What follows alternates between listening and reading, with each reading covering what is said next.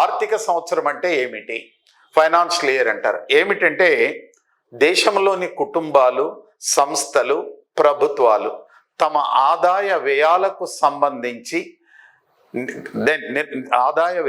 సంబంధించి గణాంకాలను నిర్వహించే కాల వ్యవధిని ఆర్థిక సంవత్సరం అంటారు.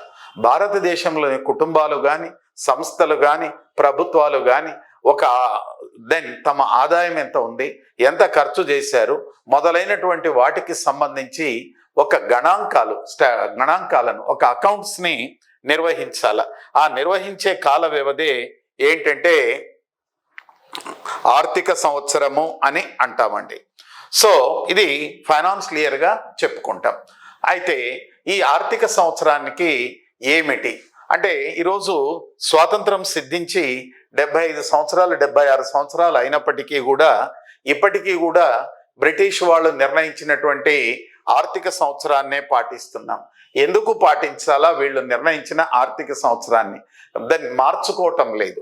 కానీ రాజీవ్ గాంధీ ప్రధానమంత్రిగా ఉన్నప్పుడు ఆర్థిక సంవత్సరాన్ని క్యాలెండర్ ఇయర్ మార్చాలని నిర్ణయించినారు. ఎందువల్ల అంటే ప్రపంచంలో దాదాపు 70 నుంచి 80% దేశాలు ఆర్థిక సంవత్సరాన్ని జనవరి 1 నుంచి డిసెంబర్ 31గా నిర్ణయించినారు. భారతదేశం కూడా ఆ విధంగా నిర్ణయిస్తే బాగుంటుందని నిర్ణయించి ఎల్కే జా అధ్యక్షతన కమిటీని నియమిస్తారు.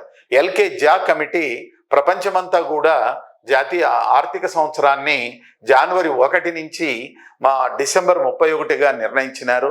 మనం కూడా మార్చుకుంటే బాగుంటుందని సూచించినాడు. అయితే రాజీవ్ గాంధీ స్వతహాగా సాంప్రదాయవాది కాబట్టి మార్చడానికి అంత సుముఖత చూపలేదు.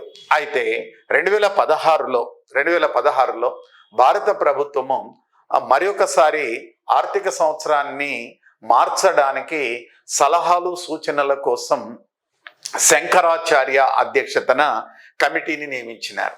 శంకరాచార్య కమిటీ విస్తృతంగా అధ్యయనం చేసి ఆర్థిక సంవత్సరాన్ని జనవరి 1 నుంచి డిసెంబర్ 31గా నిర్ణయిస్తే బాగుంటుందని చెప్పినారు.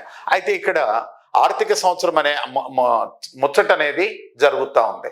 ఈ ఆర్థిక సంవత్సరం ముచ్చట తర్వాత జాతీయ ఆదాయాన్ని ఆర్థిక సంవత్సరానికి అంచనా వేయుచున్నారు కాబట్టి ఆర్థిక సంవత్సరానికి సంబంధించినటువంటి అంశాలు